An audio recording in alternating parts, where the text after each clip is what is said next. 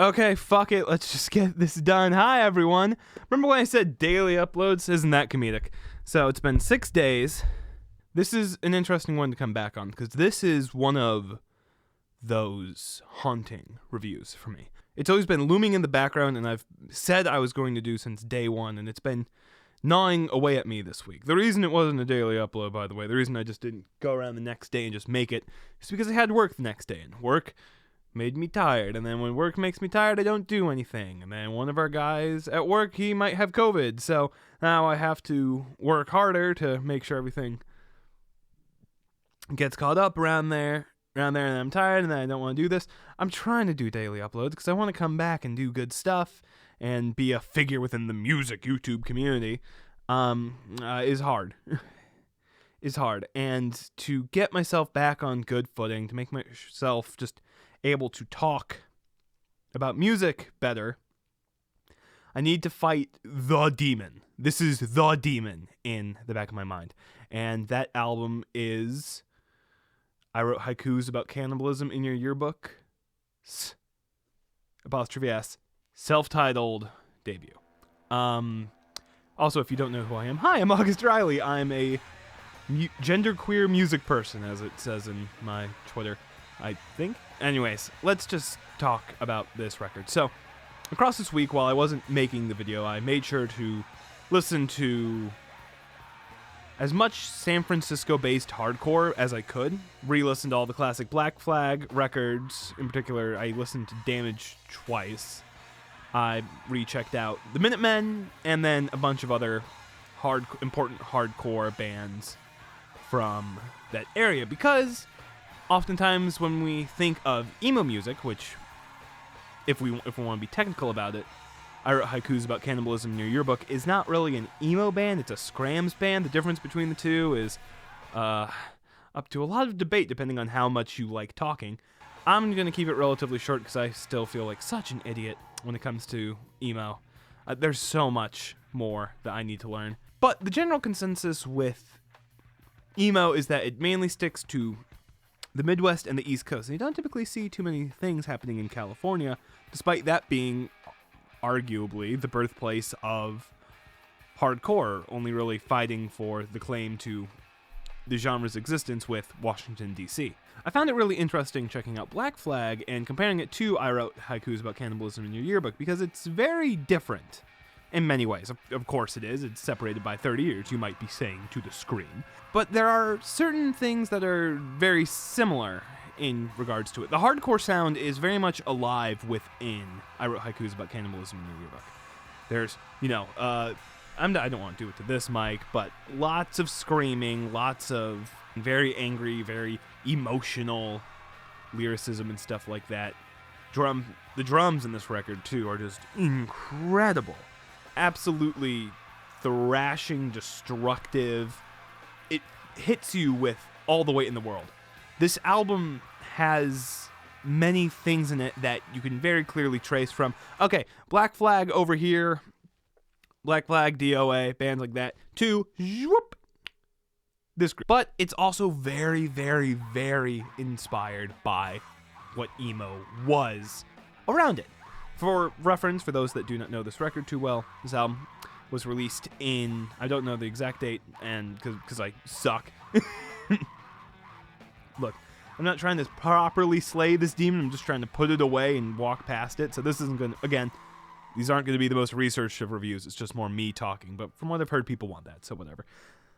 This album came out in the late 2000s and the early 2010s, which is important because that is where third wave emo is considered to bloom. This is where we see bands that are very faithful to Midwest emo and bands that start doing really bold experimentation with it. The best of all of them being, in my personal opinion, and I think in many other people's opinions, the Brave Little Abacus. Or just Brave Little Abacus. I always forget if they have a the in front of their name. No, they don't. It's just Brave Little Abacus. But Brave Little Abacus is the defining third wave emo band. I promise the next one isn't going to be about emo. I feel like I talk about emo too much, and then I say, I don't know anything about it. Perfect impression of me, by the way. You can hear a lot of that modern sound into it. In particular, a sound that had been so infused with Midwest emos, more, relatively speaking, calmer, more ballad-like song structures compared to the thrashing, destructive capability of early hardcore bands and first wave emo bands, back when it was called emotional hardcore. You see, real emo only Anyways, you can see there's a big push and pull in this record between the more classic hardcore sound and the Midwest sound. So a lot of songs will often start off with, one second, let me get my props. Songs will typically start off with these intense, like, very intense, hyper, over the top screaming that can barely be heard because it's mixed so poorly. But there are often lulls in between them. A typical I Wrote Haikus About Cannibalism in Your Yearbook song has the arc of fast intro, slow or brooding middle section, and then some kind of resolution between the two. Typically a build-up into a breakdown, but sometimes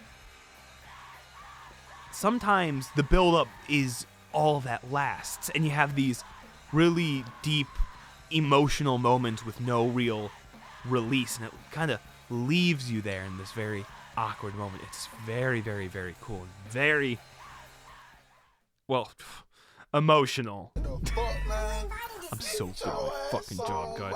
That structure leads to, if I have to critique this record, it can get a little bit old after a while of just hearing the same kind of structure over and over again. For me, it doesn't. For me, it's amazing because I like this music and I'm biased.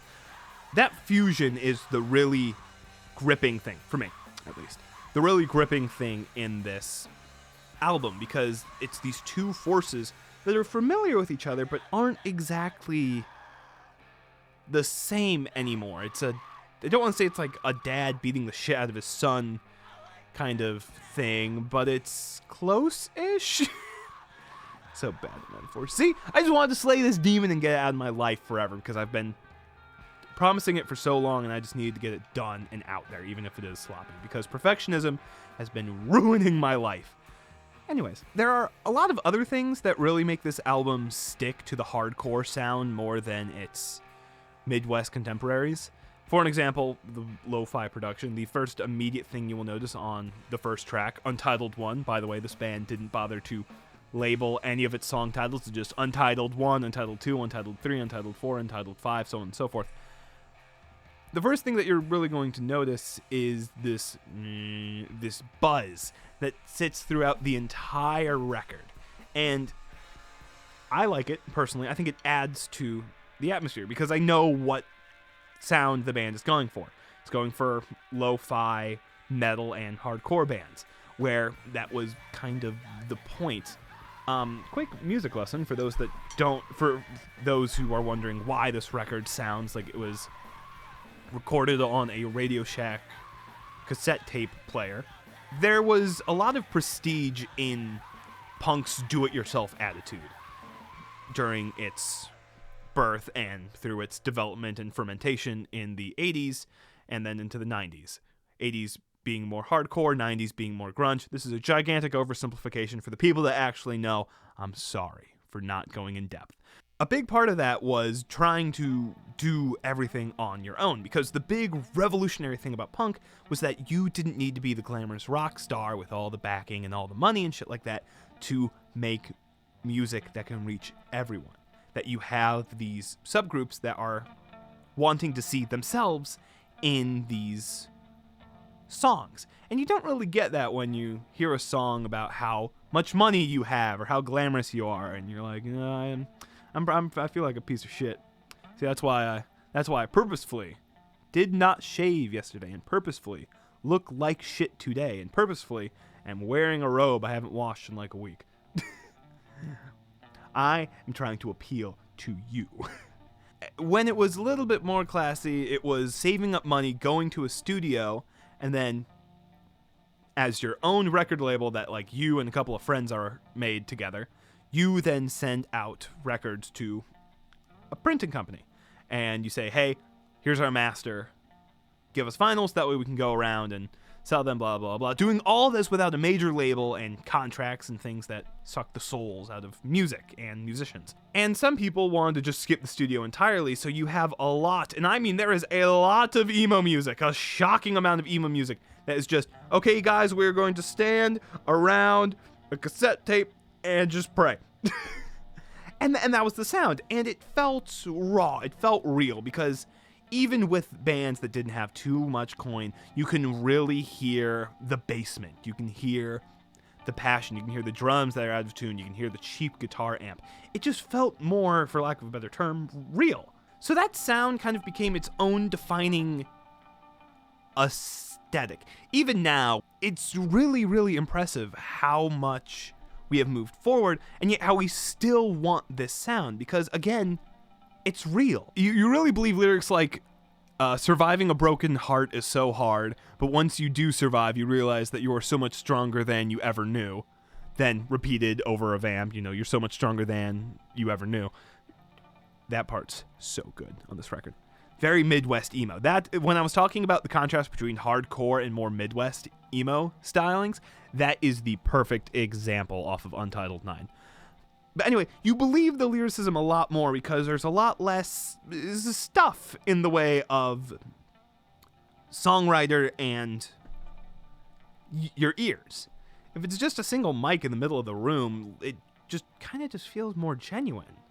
Because, yeah, if you could hear the lyrics, it'd probably... Because, let me tell you, there are a lot of parts in lyric sheets for this album where it's just question marks, and they just don't know what the fuck is going on, which is fair because, well, that's just what it's going to sound like. But these lyrics hit a lot more hard when it's not going through a Neumann mic through a Neve preamp and shit like that. When it's just there in the center of the road, it makes it feel much more close, much more human, much more you. You can make this music. And that's really the beautiful thing about this record, and what I kept on coming back to when I was re-listening to this throughout the week, of its humanity. And it talks a lot about non-humanity, or at the very least about suicide, about self-harm, about the difficulties of life, yet through its production choices and its mixing choices, it feels so much more alive than most of the records that I listen to, even most of the records in the emo canon. It's at the same time abrupt, yet more fluid in a way, because again, we have these contrasting sections. We don't really see too much of a blend of hardcore sensibility and Midwest sensibility. We see it in a couple of times, but never in a interesting combining ingredients in the pot way. It's much more a water and oil way, where you have these hard contrasts which, in a way, accentuate each other. Shows us just how different these two ideas are. And between the two, there is very little steady elements between them. You feel these very hard contrasts, these very quick, fast, aggressive, high speed parts where you're just going at a million miles and you don't even understand what's happening right now, but you feel every single lyric in your heart, even if you can't hear any of the lyrics in your ears, followed by these much more slowed down moments where the band really takes a moment to explore this arpeggio pattern, to understand what the lyrics are by screaming them word at a time in some instances. This band will move and fluctuate like that over and over, feeling much more like not necessarily a musical group, but as this event that is happening to you and fluctuating and changing right in front of you, the same way that the lyrics reflect changes within life and mood. It's powerful, and I don't want to make it sound like I'm saying they're sloppy, but brilliant. Like, I don't want to try and come off like that. It's like, oh, these guys are bad on purpose, but good this time. These are all very obvious choices that they're making. It really adds to the record's flow and its ferocity and its energy. And it means a lot more to me than other hardcore acts because it feels a lot more like events rather than songs. It doesn't feel like I'm just getting music handed to me. It feels like I am being forced to experience these hard emotional truths in this record. And I love that. It feels amazing. It feels so hard at times too. This is not an easy listen. The album is trying its hardest to make you understand itself, but it has a hard time with that expression. So it does things that you wouldn't typically see to make you try and get it. It reminds me a little bit of this interview that Hideaki Anno did during the interview process for Neon Genesis Evangelion, in particular End of Eva, where journalists, after seeing the end of Evangelion for the first time, maybe some of them without even watching the TV show, were like, okay, man, what was that about? What were you trying to say there? And Anno was like, and on the one hand, you're like, dude, come on, you made the movie. You should know what's going on. But on the other hand, he just told you. He just told you what he was doing in the movie. And he didn't say exactly what he was doing or exactly how he felt because he just couldn't. There are things that are discussed about in End of Eva and things discussed about in I Wrote Haikus About Cannibalism in Your Yearbook that can't just simply be said in lyrics or in a guitar pattern or in time. It needs to fluctuate like this. It needs to move. It needs to emerge suddenly. It needs to disappear without warning. It needs to move from ultra aggressive and fast to pathetic and slow. It needs to sound like it's coming out of the tiniest speakers in the world. Because without that, there would be no record to show, and there would be no way to explain how the artists feel.